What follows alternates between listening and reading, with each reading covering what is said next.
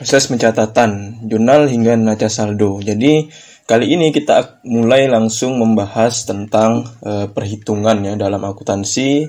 Salah satu siklus awal yaitu proses pencatatan, mulai dari jurnal hingga neraca saldo. Ya, jadi karena ini proses awal, saya harap mulai bisa dipahami ya lebih lanjut, bisa lebih didalami ya.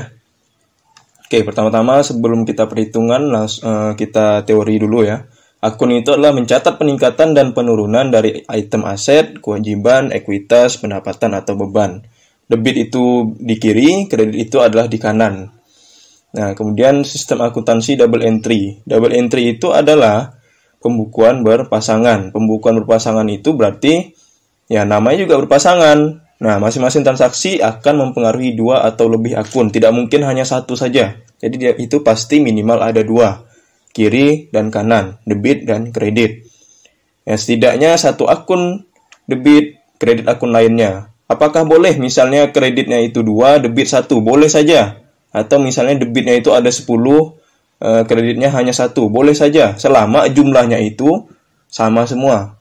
Ya, jadi kalau misalnya jumlah debit itu katakanlah 10 tadi, misalnya ada 10 akun, jumlahnya 10.000. Sementara yang kredit satu akun saja, jumlahnya juga 10.000, itu masih boleh. Tapi kalau misalnya sudah yaitu berbeda ya, satu debitnya itu lebih besar daripada kreditnya, nah berarti itu sudah tidak berpasangan lagi karena jumlahnya sudah tidak sama.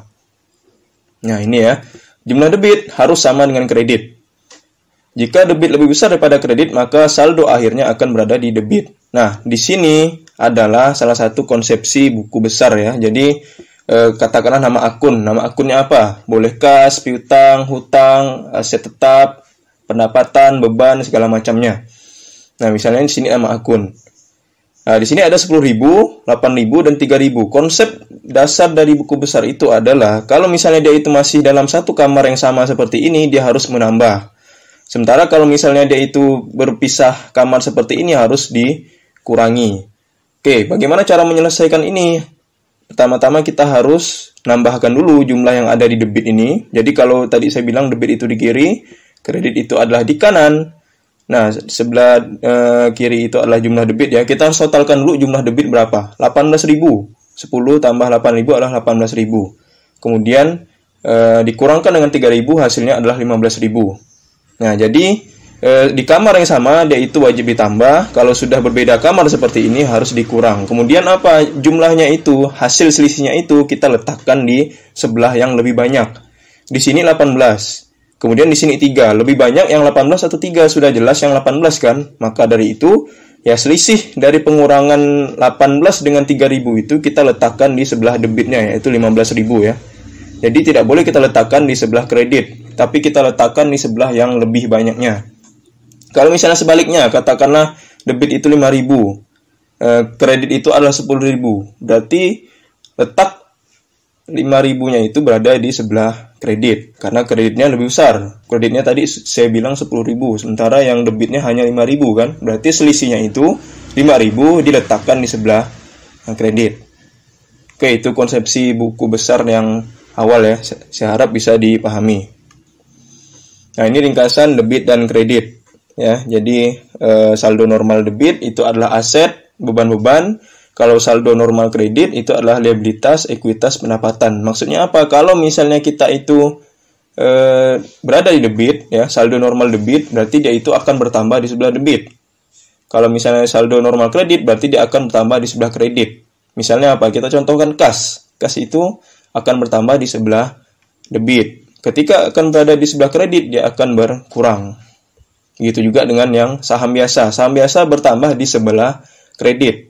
Kenapa? Karena dia memang saldo normalnya itu adalah di sebelah kredit. Nah, ketika sudah berada di debit, berarti dia itu akan berkurang. Nah, itulah maksudnya saldo normal. Jadi, saldo di mana dia itu berada. Jikalau dia itu tidak berada di tempatnya, ya berarti dia akan berkurang. Tapi jika berada di tempatnya sendiri, dia pasti akan bertambah. Oke, nah ini contoh ya letak posisi normal debit dan kredit untuk aktiva dan pasiva ya. Ini sebenarnya masih belum semua, karena belum saya masukkan perusahaan dagang, belum saya masukkan perusahaan manufaktur juga. Jadi ini masih perusahaan jasa saja. Oke, di sini kita bisa lihat ya. Ya, kas, piutang, perlengkapan sampai kerugian atas itu berada di sebelah debit. Sementara kredit itu hutang wesel, hutang, modal milik, modal saham, penjualan, akumulasi penyusutan itu berada di sebelah kredit. Yang ini juga tadi saya bilang, misalnya modal persekutuan akan bertambah di sebelah kredit karena dia memang saldo normalnya berada di sebelah kredit. Kalau misalnya berada di sebelah debit, itu akan berkurang. Nah, makanya jangan sampai berpikiran bahwa debit itu pasti akan bertambah, kredit itu pasti akan berkurang. Tidak semua seperti itu. Ya, mungkin selama ini atau waktu SMA dulu, itu yang kalian pahami atau itu yang kalian tahu. Bahwa debit itu pasti bertambah, kredit pasti berkurang. Tidak seperti itu. Jadi, kita harus tahu dulu saldo normal masing-masing akun itu di mana, baru kita bisa tentukan dia itu akan bertambah atau berkurang. Nah, ini contohnya kan, saya sudah bilang, penjualan itu akan bertambah di sebelah kredit. Dia bukan bertambah di sebelah debit, bukan. Tapi dia bertambah di sebelah kredit. Karena memang saldo normalnya itu berada di sebelah kredit. Nah, ketika sudah berada di debit, dia justru akan berkurang. Bagaimana kalau bangunan? Bangunan itu akan bertambah di sebelah debit. Nah, itu baru benar karena memang saldo normal dari bangunan itu berada di sebelah debit. Ketika berada di sebelah kredit, nah barulah dia akan berkurang. Ya, akumulasi penyusutan bertambah di sebelah kredit, berkurang di sebelah debit.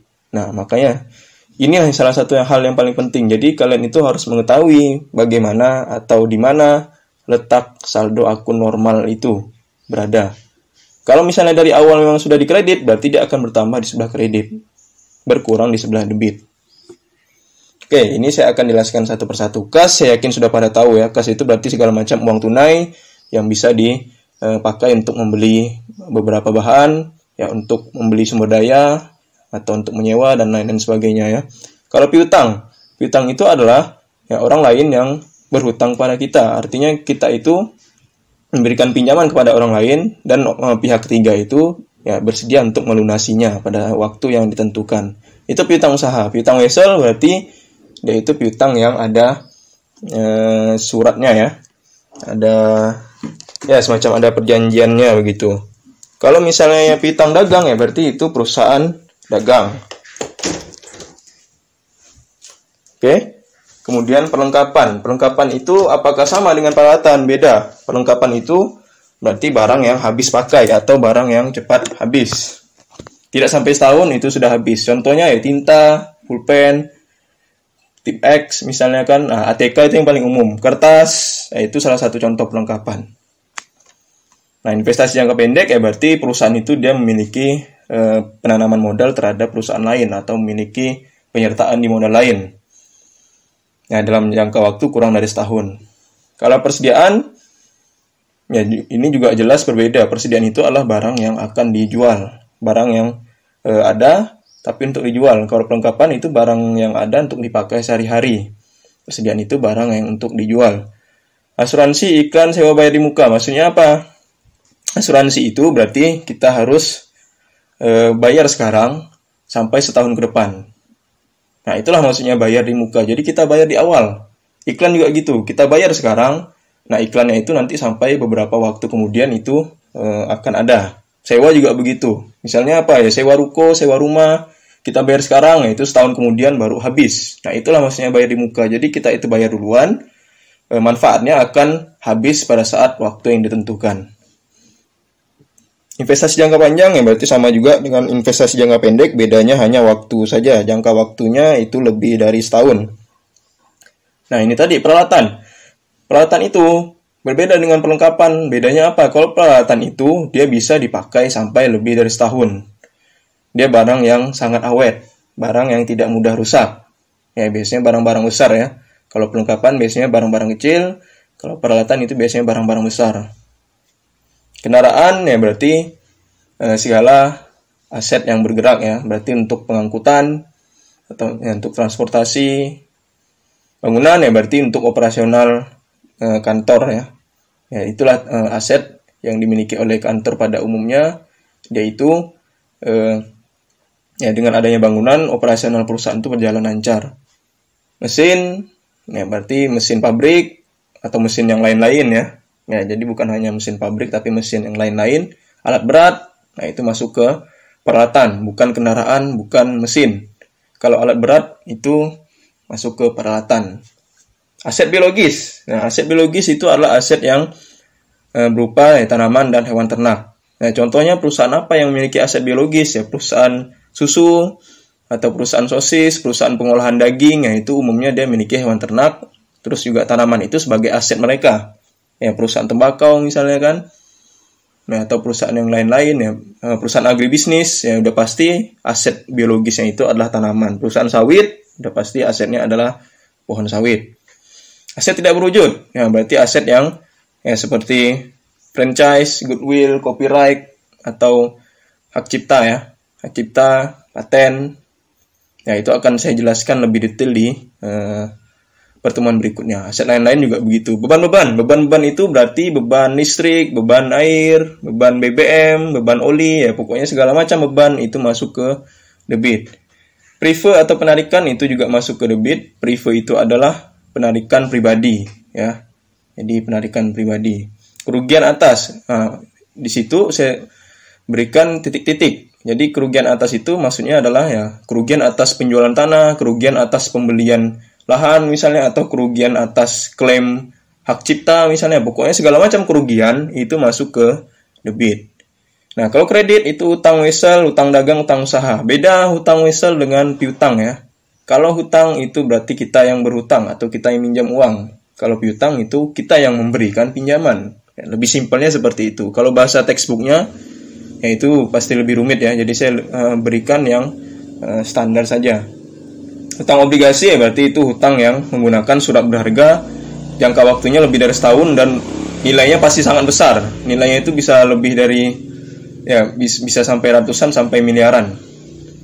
Hutang hipotek berarti hutang yang jaminannya harta tidak bergerak, ya seperti gedung dan tanah, itu hutang hipotek. Modal milik ya berarti modal sendiri ya, modal pribadi. Modal persekutuan berarti modal yang hasil dari kerjasama antara dua orang atau lebih, itu persekutuan. Kalau modal saham itu berarti untuk perusahaan yang sudah tingkat korporasi, tingkat besar, perusahaan yang sudah go public, sudah di mana-mana cabangnya. Dan biasanya omsetnya itu bisa sampai ratusan sampai ya miliaran ya. Itu bahkan masih kecil sebenarnya. Penjualan itu ya berarti segala macam yang diperoleh dari hasil operasi perusahaan ya. Ya yang bukan keuntungan, beda. Penjualan bukan keuntungan. Penjualan itu ya berarti hasil yang dijual. Nah, kalau keuntungan berarti dia itu selisih antara penjualan dengan beban-bebannya kan. Kalau keuntungan atas ya berarti ini di luar dari operasi. Seperti apa ya? Seperti keuntungan atas penjualan motor, keuntungan atas penjualan mobil, keuntungan atas penjualan tanah misalnya kan. Nah, kenapa bisa untung ya? Karena lebih dari yang kita beli. Kita beli 500 ternyata laku dijual 1 miliar kan. Di situ 500 jutanya kan berarti keuntungannya kan, selisihnya. Pendapatan jasa atau pendapatan terima di muka. Beda, pendapatan jasa dengan pendapatan terima di muka itu sangat-sangat berbeda ya. Jauh berbeda. Bedanya apa? Kalau pendapatan jasa dia itu sudah diselesaikan pekerjaannya. Ya, jadi kalau pendapatan jasa itu dia sudah menerima duit, terus sudah diselesaikan pekerjaannya. Kalau pendapatan terima di muka terbalik. Dia itu sudah dapat duit tapi kerjaannya belum selesai. Ya itu, makanya jangan sampai disamakan pendapatan jasa dengan pendapatan terima di muka. Itu sangat jauh berbeda ya. Jadi pendapatan terima di muka itu pekerjaannya belum selesai, tapi dia sudah dapat duit. Kalau pendapatan jasa dia itu sudah dapat duit dan sudah selesai bekerja. Kalau akumulasi penyusutan, nah ini berarti untuk aktiva tetap. Ya, kalau akumulasi penyusutan itu bisa dibilang alokasi biaya dari pemakaian aset, bisa juga dibilang biaya atas memakai aset itu, ya bermacam ragam ya. Oke, itu aktiva dan pasiva. Ya, modal milik, pendapatan dan beban. Investasi dan pendapatan meningkatkan modal. Kalau prive mengurangi modal. Kenapa prive itu mengurangi modal? Karena prive itu adalah penarikan pribadi kan. Kalau misalnya kita itu narik duit di ATM, udah pasti akan berkurang duit yang kita miliki. Ya itu tidak akan berkurang kan, karena tidak akan bertambah ya.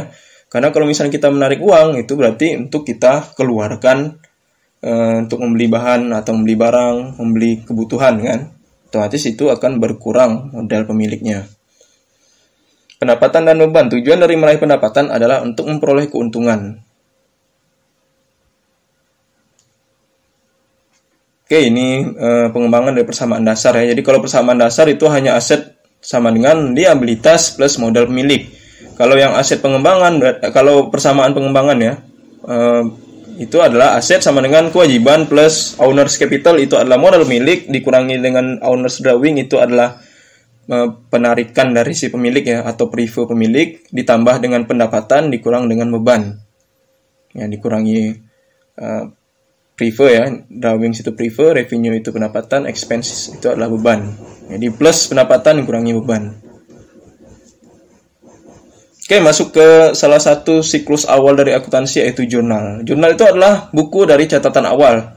Dicatat secara berurutan atau kronologi. Jadi jurnal itu tidak boleh sedikit pun tidak berurutan ya. Misalnya tanggal 2 dulu baru tanggal 1. Karena tanggal 2 itu dia sedikit, tanggal 1 itu banyak. Jadi kita kerjakan sedikit aja dulu baru kerjakan yang banyak. Enggak bisa begitu. Bahkan hari libur pun ya, misalnya tanggal 15, hari libur itu tanggal 15, ternyata baru mencatatnya itu adalah tanggal 16, tidak boleh. Jadi tetap dicatat pada saat kapanpun transaksi itu terjadi. Tidak boleh, ya tidak ada itu hari libur, tidak ada itu transaksi sedikit, atau tidak ada itu suruhan bos misalnya kan. Nah itu tidak benar.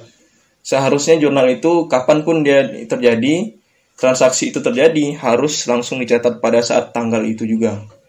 Ya mungkin dicatatnya mungkin tidak harus pada saat itu, tapi transaksi itu harus diakui pada saat tanggal pada saat transaksinya, tanggal transaksinya. Ya, bukan pada saat yang beberapa kondisi ya. Oke, ini contohnya. Contoh dari jurnal awal ini misalnya menginvestasikan modal awal senilai 15.000. Kalau misalnya investasi, ya kalau dalam jurnal ini sebenarnya ada salah satu kata kunci ya. Investasi modal awal itu sudah pasti kas dan modal awal. 15.000 ya. Membeli peralatan secara tunai. Kalau kita membeli peralatan itu pasti akan mendapatkan peralatan kan. Nah, di sini kalimatnya kita kalau dalam jurnal itu kita wajib menyelesaikan sampai habis ya, sampai selesai. Di sini dia beli peralatannya bagaimana? Secara tunai. Otomatis itu berarti akan mengurangi duit yang kita punya kan. Ada secara kredit itu beda lagi. Kalau misalnya membeli peralatan senilai 7.000 berarti kita akan mendapatkan peralatan itu, kemudian akan mengurangi kas yang kita miliki kan, sehingga di sini peralatan komputer 7.000 kas. Ingat ini jurnal yang berbeda ya. Kas dan modal awal itu adalah investasi modal awal. Sementara yang 7.000 ini adalah membeli peralatan senilai 7.000 secara tunai. Karena ingat secara tunai, pokoknya kalau ada bahasa tunai, cash itu sudah pasti kas. Nah, jadi tidak perlu bingung-bingung ya. Jadi kalau misalnya transaksi itu kalau udah kas, itu udah pasti tunai ya. Nah, makanya di sini kas. Ya, logika sederhananya begitu. Kalau kita beli peralatan pasti kita akan mendapatkan peralatan. Kalau kita beli HP udah pasti dapat HP itu. Nah, tapi di sini yang jadi permasalahannya secara tunai atau secara kredit. Nah, kalau di sini secara tunai berarti kas. Ya. Nah, di sini ada saya berikan tambahan. Kenapa sih dia kas dengan modal awalnya tidak sejajar aja? Kenapa kas ini dengan peralatan komputer yang sejajar? Sementara modal awal dengan kas itu ya tidak sejajar dengan kas kan? Nah, kecenderungannya biasanya kalau akun itu dibuat seperti ini. Jadi kalau dia itu agak ke kiri itu debit. Nah, kalau misalnya dia itu ya menjorok ke dalam sedikit itu namanya akunnya itu berada di sebelah kredit. Sebenarnya ada salah satu metode lagi yang biasanya dipakai ya, yaitu tulis DR dan CR. Nah itu ya bagi beberapa orang itu agak rumit, harus tulis DR lagi, CR lagi kan. Nah, DR itu debit, CR itu kredit kan. Nah, kalau saya lebih gampangnya begini aja. Kas itu agak kiri, agak menjorok ke dalam itu adalah kredit. Ya debit ya, sorry. Ya, maksudnya sebelah kiri itu adalah debit. Kalau misalnya kita itu agak masuk ke dalam, agak menjorok ke dalam itu namanya kredit. Ya, jadi ini ada tujuannya, bukan berarti ini tidak tidak lurus atau apa gitu kan. Ini memang ada tujuannya. Sengaja dibuat agar di sini kita tahu bahwa di sinilah debit.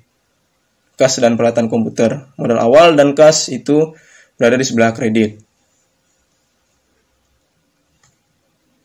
Nah, ini ada contoh lain lagi. Bagaimana kalau misalnya dia itu beli truk, bayarnya tunai 8.000, sisanya 6.000. Jadi dia itu harga truk. Di sini hanya contoh saja ya. Jadi saya itu memang tidak menggunakan angka yang besar. Ya, kalau misalnya menggunakan angka yang besar, ya yang penting di sini kalian memahami konsep atau teorinya saja. Jadi tidak mesti lihat angka-angkanya dulu kan. Mau angka besar, angka kecil, yang penting konsepnya itu paham. Oke, di sini truk pengangkut senilai 14.000. Ingat, saya sudah bilang kalau kata kunci membeli, berarti itu kita mendapatkan barang itu kan. Makanya di sini truk pengangkut berada di sebelah debit. Ya, 14.000. Kemudian bayar tunai 8.000. Ingat, kalau udah tunai berarti cash. Cashnya itu adalah 8.000 kan. Nah, di sini 14.000 dengan 8.000 ada selisih senilai berapa? 6.000 kan. 6.000 itulah namanya hutang usaha. Nah, ini yang tadi saya bilang kan, berarti dia itu beli secara tunai dan secara kredit. Kalau awal-awalnya tadi dia itu beli secara tunai saja kan. Kalau ini dia beli secara tunai dan kredit. Harga truknya 14, debit, kas itu 8.000, di kredit, utang usaha juga 6.000. Nah, ini yang tadi saya bilang dia itu harus seimbang. Jadi debitnya itu nilai 14.000, kreditnya totalnya harus 14.000 juga. Jadi kalau misalnya di sini hanya 8.000 saja, berarti ada salah. Nah, di sini ada kekurangan 6.000. 6.000-nya itulah utang usaha.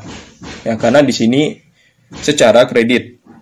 Kalau kata-kata kredit itu juga udah pasti hutang, gitu aja sederhananya begitu. Hutang atau piutang. Ya, jadi kalau ada kalimat kredit, kata kredit itu kalau tidak hutang, piutang. Kalau tunai itu udah pasti kas. Apapun transaksinya udah pasti kas. Itulah kalau tunai. Oke ya. Nah, ini contoh lainnya, membeli peralatan kantor sama tadi saya bilang membeli peralatan kantor pasti akan mendapatkan peralatan. Tapi dia itu menggunakan wesel. Ya. Ya, hutang wesel atau wesel bayar namanya. Ya, di sini nilainya 5.000. Menerima 1.200 tunai dari CV Jaguar. Klien periklanan yang diharapkan selesai pada akhir bulan. Nah, di sini juga kita harus membaca kalimat itu secara penuh ya. Menerima tunai. Menerima tunai berarti menerima duit, mendapatkan duit. Berarti itu akan memperoleh kas, kan? Kemudian sandingannya apa? Klien periklanan diharapkan selesai pada akhir bulan. Di sini artinya apa? Pekerjaannya itu apakah sudah selesai? Belum kan? Karena dia selesai pada akhir bulan. Berarti pada saat sekarang iklan itu belum selesai. Kalau misalnya pekerjaan belum selesai, iklan belum selesai, itu adalah pendapatan terima di muka namanya. Ya.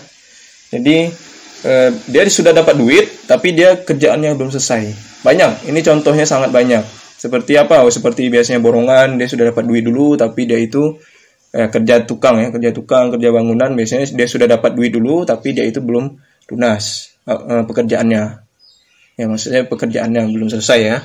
Dia sudah dapat duit penuh, tapi dia belum selesai bekerja. Contoh lainnya apa? Nah, ini salah satu kondisi yang memang mengharuskan perusahaan itu ya memang mau tidak mau harus begitu kan. Nah, kenapa sih tidak harus dia itu dapat duit terus kerjaannya udah selesai ya? Tidak semua perusahaan bisa begitu kan. Nah, ini saya contohkan aja. Seperti kuliah. Kuliah itu ya pasti harus bayar dulu, baru nanti ketika semester berakhir, nah barulah dianggap sudah selesai pekerjaannya. Kerjaan akademik, kerjaan dosen, ya, pekerjaan staf civitas akademika kan. Atau yang lain, contoh lain yang lain. Apa? Oh, contohnya itu adalah tiket. Tidak mungkin tiket itu ya bayar tunai terus pekerjaan udah langsung selesai. Nah, mungkin seperti itu kan. Jadi kalau misalnya ya seperti tiket tadi, itu memang mau tidak mau harus di booking dulu, harus lunaskan dulu, baru nanti pekerjaannya diselesaikan. Tiket apapun, tiket pesawat, tiket kereta, tiket kapal, tiket ya bioskop kan. Jadi tidak ada mereka itu kerja dulu baru dapat duit kan. Pasti mereka itu dapat duit dulu baru bekerja. Nah, kalau misalnya tiket nonton tadi misalnya, dia itu ya harus selesaikan pekerjaan dulu baru menerima duit. Udah pasti nanti habis nonton ya orang-orang pada kabur, nggak bayar. Nah kan makanya ini memang kondisi yang mau tidak mau beberapa perusahaan wajib menerapkan seperti ini. Jadi tadi pesawat juga kan, masa kalau misalnya dia itu habis terbang baru dia itu akan bayar, pasti akan repot. Penumpang itu ratusan, belum lagi kalau misalnya dia itu baru satu maskapai, baru di satu waktu. Bagaimana kalau dia itu ya maskapai lain? Pasti sangat repot. Maka dari itu Ya udah, itu harus selesaikan pembayarannya dulu. Baru nanti ketika udah selesai pembayaran, nah baru dia itu akan menyelesaikan pekerjaan mereka. Nah, itu kan namanya kewajiban bagi si orang tadi kan. Kewajiban untuk apa? Kewajiban untuk menyelesaikan pekerjaan itu. Ya, jadi itu ya. Kalau pekerjaan belum selesai, itu pendapatan terima di muka. Nah, itu akan menimbulkan kewajiban. Kewajiban bagi si pihak ketiga itu ya untuk menyelesaikan pekerjaannya. Tapi kalau kewajiban dari kita udah selesai karena kita udah bayar duit. Nah, kewajiban dari mereka yang belum selesai. Oke, kemudian Panther bayar sewa kantor senilai 900 ya. Beban sewa dengan kas. Ya, kalau membayar sewa itu berarti dia beban sewa ya. Kas 900.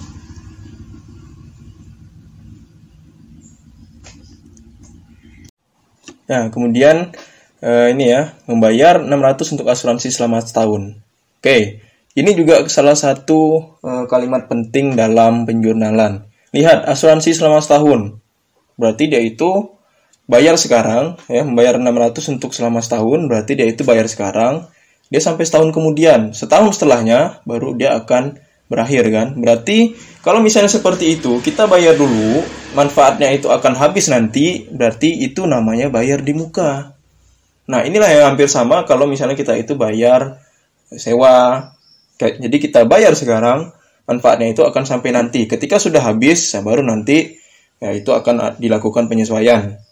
Nah, kalau misalnya sekarang, itu namanya bayar di muka. Karena ini asuransi, berarti dia itu asuransi bayar di muka. Ingat, pokoknya kalau sudah membayar, itu pasti kas akan berada di sebelah kredit. Ya, itu sudah pasti itu. Pokoknya kalau membayar, ya, membayar itu sudah pasti akan mengurangi kas. Tapi kalau misalnya menerima, berarti akan mendapatkan kas. Ya, menerima tunai ya, menerima tunai. Membayar, membeli, itu sudah pasti akan mengurangi kas. Nah, kemudian membeli perlengkapan iklan dari Cita senilai 2.500 secara kredit. Jadi dia itu beli secara kredit kan. Ingat, kredit itu sudah pasti kaitannya dengan hutang. Makanya di sini ya, hutang usaha itu berada di sebelah kredit 2.500. Membeli perlengkapan berarti akan mendapatkan perlengkapan itu. Ya, jadi kalau misalnya kita beli perlengkapan seperti ini, ya berarti ya yang akan kita peroleh itu adalah perlengkapan itu. Nah, tapi pasangannya apa? Karena dia beli secara kredit, itu berarti akan menimbulkan hutang usaha. Ya, perlengkapan dan hutang usaha. Melakukan penarikan uang. Kalau penarikan uang itu adalah prefer. Ini juga sama mengurangi kas. Membayar gaji. Ingat, membayar gaji. Berarti itu akan menimbulkan namanya beban gaji dengan kas. Ya, cuma karena membayar ya, tadi saya bilang membayar, membeli itu sudah pasti akan mengurangi kas 4.000. Ya. Menerima tunai senilai 1.000 dari Liger atas jasa iklan yang sudah diselesaikan. Nah, ini juga salah satu kalimat penting. Jasa iklan yang sudah selesai, berarti dia itu pekerjaannya sudah selesai kan? Kalau pekerjaan sudah selesai, berarti dia itu namanya pendapatan jasa. Ingat, beda dengan pekerjaan belum selesai ya. Kalau pekerjaan belum selesai, itu namanya pendapatan terima di muka. Kalau misalnya pendapatan yang sudah pekerjaan yang sudah diselesaikan, itu berarti pendapatan jasa. Beda, statusnya itu sangat berbeda. Jangan sampai nanti disamakan ya. Karena kalau misalnya belum selesai, itu menimbulkan kewajiban. Tapi kalau sudah selesai, nah itu sudah lepas kewajiban antara dua pihak. Tapi kalau misalnya belum selesai, itu berarti satunya sudah menyelesaikan, satunya lagi yang belum. Nah, itu salah satu titik penting ya. Oke, jadi di sini menerima tunai tadi saya bilang, karena menerima tunai itu berarti akan mendapatkan kas. Nah, kalau misalnya dia itu pekerjaan sudah selesai, pendapatan jasa. Oke, ini adalah proses jurnal. Kemudian setelah kita jurnal, proses selanjutnya apa? Adalah buku besar. Nah, buku besar itu berarti adalah kelompok akun yang sama, ya. Biasanya berbentuk seperti akun T. Tapi pada umumnya bentuknya itu sudah lebih ribet seperti yang ada saya contohkan di sini. Ya, ini salah satu contoh buku besar ya. Jadi harus ada tanggal, debit, kredit, saldo. Di sini dapat 25 ya. Ini misalnya, ini hanya contoh saja. 25 saldo, kredit 8.000. Ingat, karena dia itu beda kamar, debit dengan kredit dia harus saling mengurangi. 25 dengan 8 berarti itu adalah 17.000. Ya, 25 kurang 8 ya, 17.000. 17.000 karena di sini debit lagi, berarti akan bertambah lagi. Ya. Inilah memang salah satu bentuk buku besar yang ribet. Kalau bentuk buku besar yang simple itu adalah akun T, tapi akun T ini biasanya untuk perusahaan kecil aja. Kalau perusahaan besar udah nggak bisa pakai akun T lagi, karena ya kalau perusahaan besar itu transaksinya pasti besar. Ya, jadi kalau misalnya bentuknya sederhana, udah tidak relevan lagi, udah tidak tepat lagi digunakan. Ya, posting itu berarti apa? Dari jurnal ke buku besar, itulah posting. Ya, jadi jurnal ini habis kita buat, habis kita catat, harus kita rekap. Ya, istilahnya begitu kan. Kita rekap dalam satu akun yang sama. Nah, ini salah satu contoh bentuk buku besar ya. Buku besar bentuk T. Jadi, semua akun kas ya masukkan ke kas. Semua yang modal awal, truk ya truk misalnya. Di sini perlu diperhatikan bahwa berapapun jumlah akun itu, meskipun hanya satu, wajib dibuat buku besarnya. Jadi jangan bilang, oh ini kan hanya satu, akunnya hanya satu, misalnya modal awal, hanya satu aja kan. Udahlah, nggak usah dibuat, nggak bisa begitu. Wajib meskipun hanya satu.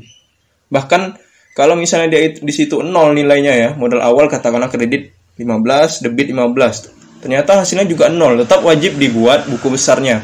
Jadi buku besar itu mau 1, mau 2, mau berapapun wajib dibuat. Ya. Oke, ini nama akunnya. Kas, modal awal, truk, itu adalah nama akun. Nama akun yang sama. Jadi yang tadi kas dengan modal awal, jurnal ya. Jurnal itu kas modal awal. Kas kita buat kelompok sendiri. Modal awal kita buat kelompok sendiri. Truk kita buat kelompok sendiri. Peralatan buat kelompok sendiri. Hutang buat kelompok sendiri. Di sini saya hanya mencontohkan saja 3. Bukan berarti hanya 3 ini saja ini pakai ya. Jangan sampai berpikiran seperti itu. Jadi yang di sini saya cantumkan 3 itu hanya contoh. Sebenarnya masih banyak. Ya, karena di sini hanya contoh saja, jadi ya udah kita contohkan 3 saja. Oke. Nah, kemudian ini ya yang kotak hijau itu adalah posisi debit. Jadi tadi saya bilang debit itu berada di sebelah kiri, kredit itu berada di sebelah kanan. Ya, jadi debit kiri. Nah, ini adalah posisi debit ya. Nah, kemudian ini adalah posisi kredit. Ingat, kredit itu berada di sebelah kanan. Memang tidak saya tulis, tapi kalau mau kalian tulis, silahkan, bisa. Nah, di sini kita bisa lihat bahwa yang paling banyak itu adalah kas. Modal awal, truk itu sedikit, memang begitu. Dan normalnya perusahaan itu ya biasanya sedikit ya. Yang paling banyak pasti kas. Karena kas itu memang salah satu aset yang paling sering digunakan di perusahaan apapun. Perusahaan apapun.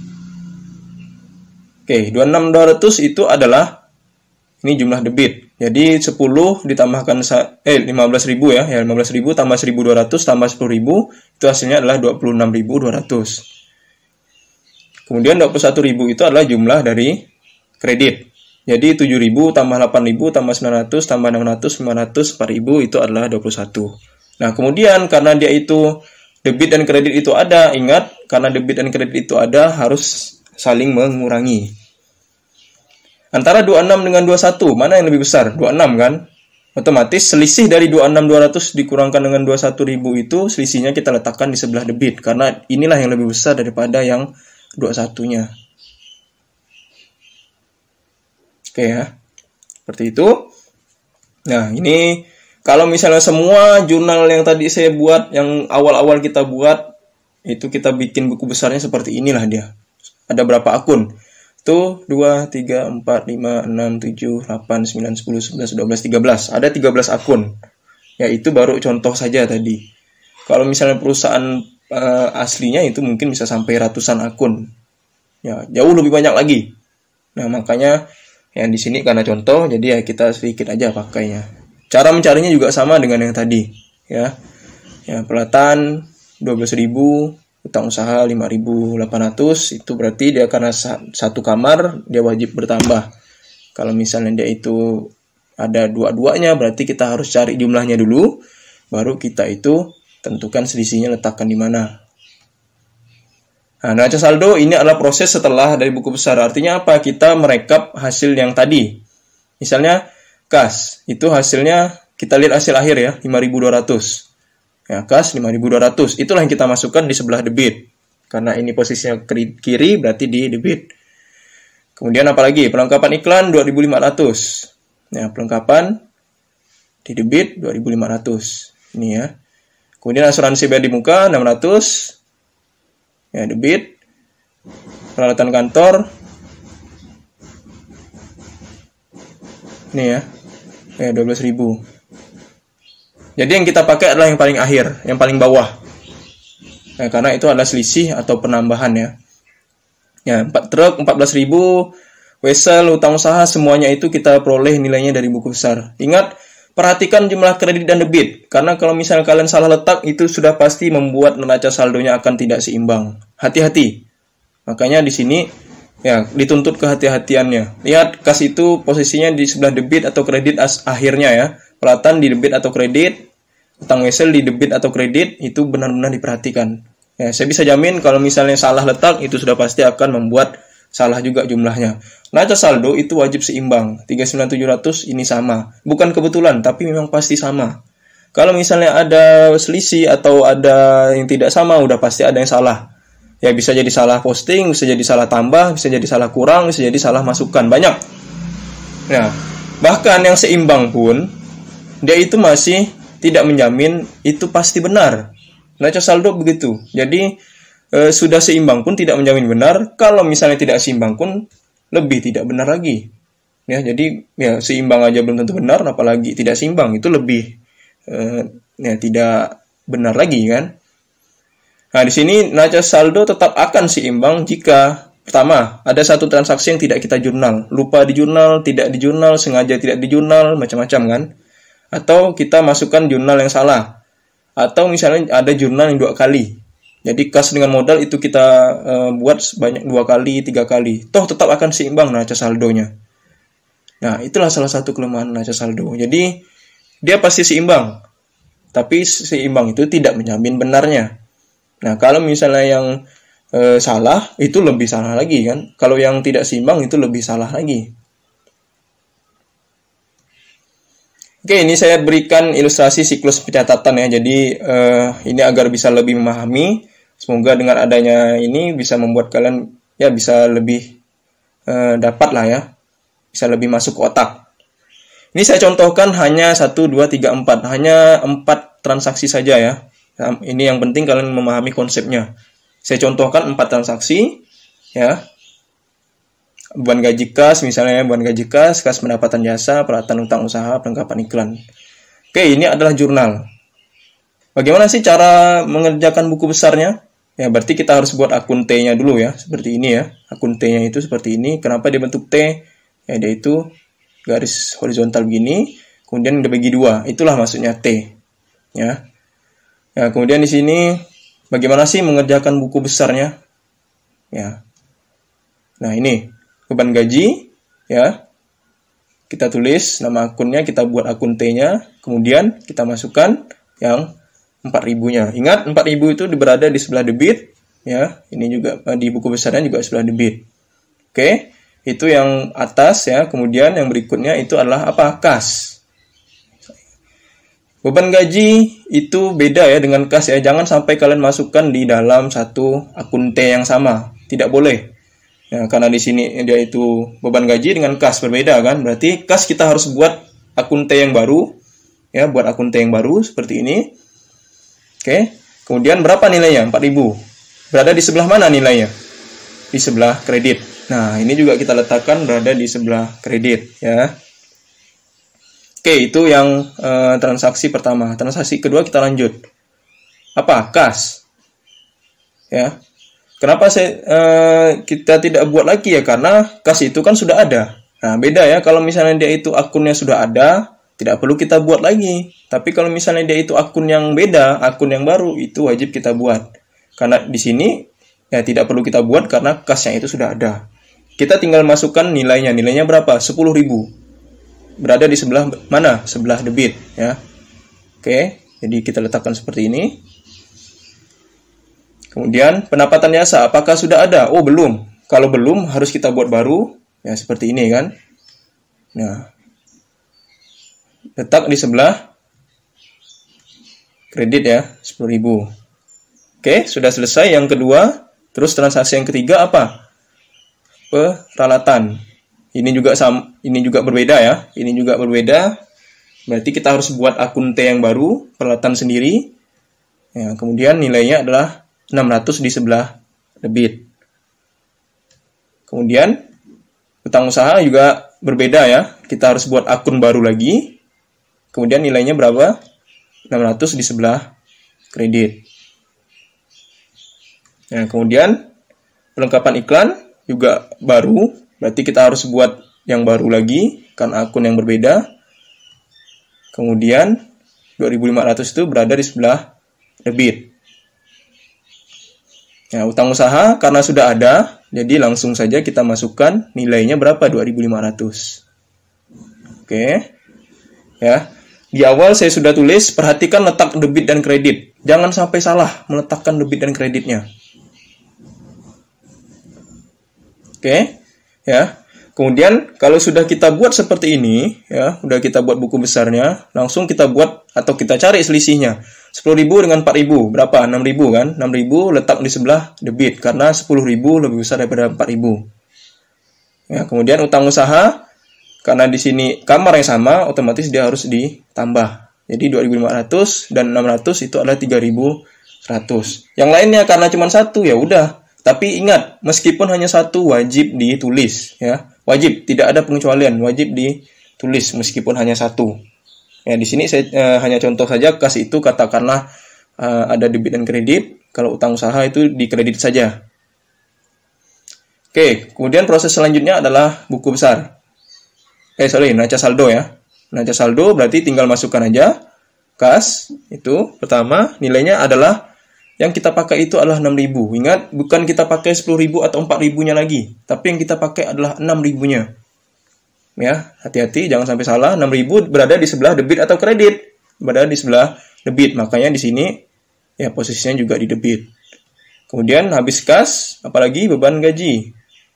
Ya, beban gaji nilainya adalah 4.000 di sebelah debit. Nah, kemudian apa? Pendapatan jasa berada di sebelah kredit. Nilainya adalah 10.000. Hati-hati, saya sudah bilang berkali-kali ya, hati-hati melihat debit dan kreditnya. Kemudian apalagi? Ya, peralatan. Peralatan itu nilainya adalah 600 berada di sebelah debit. Perlengkapan. Ya, perlengkapan itu adalah nilainya 2.500 ya, di sebelah debit. Ya, kemudian utang usaha itu dapat nilainya adalah yang kita pakai 3.100 di sebelah kredit. Ya, jadi, nah prosesnya itu ya ini dulu, jurnal dulu, baru buku besar, ya, baru kita rekap semuanya ke neraca saldo. Jadi neraca saldo itu adalah perekapan akhir. Kalau buku besar itu adalah perekapan pertengahan. Ya, kalau jurnal itu masih proses mencatat. Nah, jadi kita catat, kita rekap dulu pertengahan di sini, baru sudah selesai kita masuk ke neraca saldo. Nah, itu rekap akhir, rekap nilai akhir. Dan ingat yang dipakai adalah nilai hasil pengurangan atau penambahannya. Jangan pakai nilai yang 10.000, 4.000 ya, tapi yang kita pakai 6.000. Ini juga jangan pakai 2.500 dan 600, tapi yang kita pakai adalah 3.100-nya. Oke, ya, neraca saldo untuk 4 transaksi tadi. Ini adalah jumlah debit 13.100 ya, 13.100. Ya, 13.100 ya. Ini bukan 13.000. Sebenarnya 13.100 ya. Di sini ada sedikit ya, ada sedikit yang kurang ya. Harusnya 13.100. Tapi boleh kalian jumlahkan sendiri, 6.000 plus 4.000 plus 6.000 plus 2.500 itu hasilnya adalah 13.100 ya. Di sini hanya ada sedikit kesalahan ketik ya. Oke, kemudian jumlah kredit. Nah, ini adalah 13.100. Jadi bisa kita simpulkan bahwa ini hasilnya adalah sama. Nah, jadi neraca saldo pasti jumlah debit dan kreditnya itu akan sama. Kalau misalnya tidak sama berarti ada kesalahan. Ya. Di sini kesalahannya hanya salah tulis ya, tapi jumlahnya pasti 13.100. Boleh dibuktikan dengan kalian jumlahkan sendiri, 6.000, 4.000, 600, 2.500. Oke, ini proses yang paling awal, jurnal. Ya, ini hanya contoh saja, 4 transaksi. Nah, kemudian, ya ini adalah buku besar, proses kedua ya. Nah, kemudian, ini adalah proses yang ketiga, neraca saldo. Oke, semoga dari semua yang saya sampaikan ini bisa dipahami ya. Semoga bisa lebih membuat kalian masuk ke otak dengan adanya contoh dan animasi seperti ini ya.